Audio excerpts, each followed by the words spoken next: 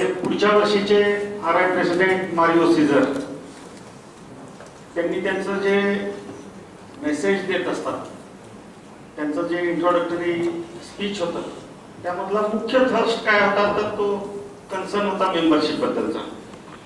जगभरातली जी रोटरीची जी मेंबरशिप आहे त्याच्याबद्दल त्यांची खूप चिंता होती.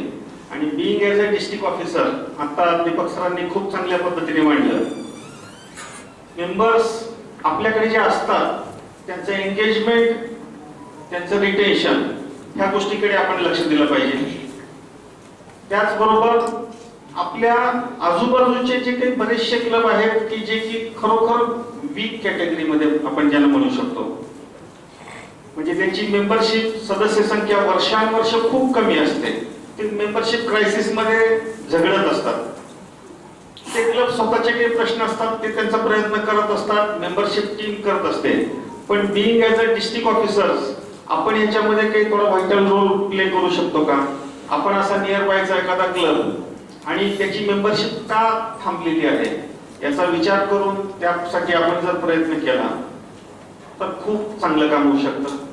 त्याचसोबत न्यू क्लब एक्सटेन्शनचा मुद्दाही आता दीपक सरांनी खूप चांगल्या पद्धतीने मांडला. म्हणजे बाकीचे सर्व कार्यक्रम आहेत ना, आपण मागचे कालपासून आपण ऐकतोय, सर्व प्रोजेक्ट किंवा कार्यक्रम हे क्लबना राबवायचे असतात आणि ऍज अ डिस्ट्रिक्ट टीम किंवा आपल्याला त्यांना सपोर्ट करायचा असतो. पण ही जी एक्सटर्नल ग्रोथ किंवा न्यू क्लब एक्सटेन्शन हा विषय आहे की नाही, क्लब इनिशिएट करायला थोडंसं क्लब कमी पडतात. तिथे इनिशिएट हे आपल्यालाच घ्यावं लागतं. आपण जेव्हा इनिशिएट करू आणि क्लबांची मदत घेऊ तेव्हा मग अतिशय चांगल्या पद्धतीचे रिझल्ट होतील. आणि आता दीपक सरांनी खूप चांगल्या पद्धतीने इलॅबोरेट केलेलं आहे की क्लब तयार होईपर्यंत आपण लक्ष देतो करतो, पण त्याच्यानंतर खरोखर त्याच्याकडे लक्ष देतो का? तो नर्चर होईल. एखादा न्यू बॉर्न बेबी असतं, बाळ जन्माला येतं, बाळ जन्माला येईपर्यंत ती माता किती काळजी घेत असते किंवा कुटुंबीय त्या मातेची किती काळजी घेत असतात किंवा करत असतात. पण बाळ जन्माला आल्यानंतर सुद्धा पहिले काही कालावधी त्याचे किती योग्य पद्धतीने आपण काळजी घेतो. म्हणजे त्याला वेगवेगळ्या लसीकरण करतो, त्याचं योग्य कौतुक करतो, नामकरण सोहळा करतो किंवा प्रत्येक जण येऊन भेटतो. आपल्या पाहुण्यातला आपल्या कुठल्याही घरामध्ये बाळ झालं तर जातो, जाऊन भेटून बाळाला पाहून येतो आणि त्याला आशीर्वाद देऊन येतो. आपण किती जण आहोत असं? आपण सर्व लग्न रोटरीयन आहोत. इथे एवढे नवीन क्लब मागच्या 12-14 झालेले आहेत. आपण सहज किती व्हिजिट केलेले आहेत अशा ठिकाणी. आता आपण इथे या ठिकाणी सोलापूरमध्ये आहोत, तर मंगळवेढा क्लबला आपल्यापैकी किती जण जाऊन भेटून आलेले आहेत? सोलापूरमध्ये सोलापूर यूज क्लब झालेला आहे, त्या यूज क्लबकडे किती जण गेलेले आहेत आणि त्यांची काय अडचण आहे, त्यांची काय मानसिकता आहे, त्यांना काय मदत लागणार आहे, आपण त्यांना काय मदत करू शकतो, अशा पद्धतीने आपण विचार केलेला आहे का? आपल्या कोणालाही मनामध्ये काही आकस नाहीये आणि क्लब असा प्रयत्न करणारा करतो, क्लब निघतो, मग त्याच्याकडे थोडं हेटाळणीच्या दृष्टीने बघणे किंवा तो कसा फेल होईल याच्याकडे लक्ष देऊन पाहणे, निगेटिव्हिटीची चर्चा करणे. सुदैवाने आपल्या क्लबमध्ये मी मागच्या 10-12 वर्षांमध्ये पाहतोय की एक जो फॅन्टम क्लब नावाची संकल्पना आहे ती आपल्याकडे अजिबात नाही. आपण अशा परिस्थितीतले किंवा अशा रोटरीयन आहोत की आपल्या कोणालाही ही परिस्थिती मंजूर नाही, मान्य नाही किंवा त्या पद्धतीने आपल्याकडे काम नाही. क्लब निघत असताना खूप शुद्ध हेतूने, खूप चांगल्या प्रयत्नातून योग्य पद्धतीने आपण क्लब काढायचा प्रयत्न करतो, यशस्वी होतो. पण नंतर त्यांना नर्चर करण्यामध्ये आपण सर्वजण खूप कमी पडतो, त्याच्याकडे लक्ष देत नाही. औरंगाबादमध्ये 2-3 क्लब झाले, पण त्या क्लब समजा इनिशियल स्टेजला त्यांची ताकद कमी असते, त्यांचा एक्सपोजर कमी असतो, त्यांचा संपर्क कमी असतो. होस्ट क्लब एकमेव त्यांचा कॉन्टॅक्ट पर्सन असतो. सगळी जबाबदारी आपण होस्ट क्लब वरती टाकतो. नक्की ती आहेच आहे त्यांची जबाबदारी. त्यांनी सुद्धा म्हणजे आपण किती ॲपेटाईट करू शकतो, एखादी गोष्ट आवडते, एखादी गोष्ट चांगली आहे तर ती किती कंझ्युम केली पाहिजे, आपण किती अपत्य सांभाळू शकतो त्याप्रमाणे किती अपत्य केली पाहिजे, ह्याचं जसं व्यवस्थापन असतं. एखाद्या क्लबनी किती क्लबांकडे लक्ष देऊ शकतो एका वेळेला. रोटरी फाउंडेशन खूप चांगल्या पद्धतीने करते. 10 ग्लोबल ग्रँट ओपन असताना 11वी ग्रँट ती सबमिट करायला तयारी रोटरी परमिशन देत नाही.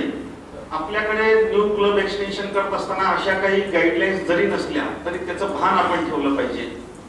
एकाच वेळेला 3-3, 4-4, 5-5, 6-6 एकच क्लब आपण जर काढत असेल असंही करू नये. पण जो क्लब काढतो किंवा एखादा क्लब आला की त्याला आपण सर्वजण मिळून सांभाळणं आणि तो कशा पद्धतीने चांगला होईल याच्या दृष्टीने आपण सर्वांनी प्रयत्न केला पाहिजे.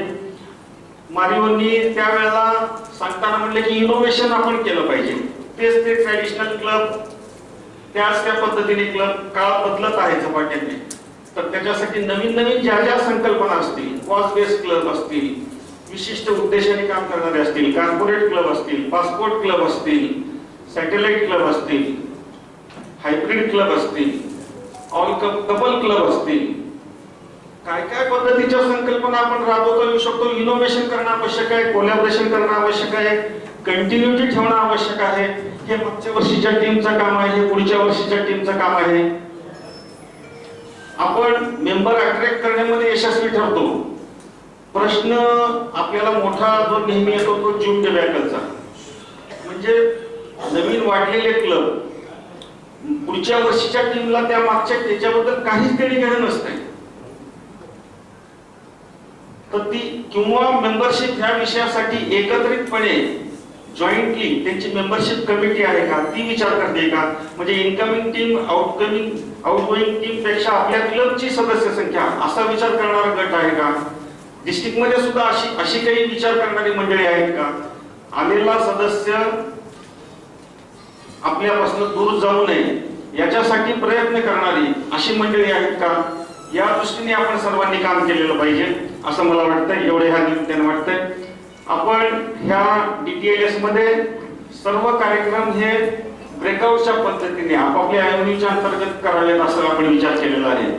पण रोटरीचे 2 विषय असे आहेत की मेंबरशिप म्हणजे रोटरीचा हार्ट आणि फाउंडेशन म्हणजे रोटरीचा बॅकबोन, हे 2 विषय आहेत की ज्याच्यामध्ये आपल्या प्रत्येकाला सहभागी झालंच पाहिजे. त्याच्याशिवाय तिथली रोटरी नर्चर होणारच नाही किंवा फ्लरिश होणारच नाही.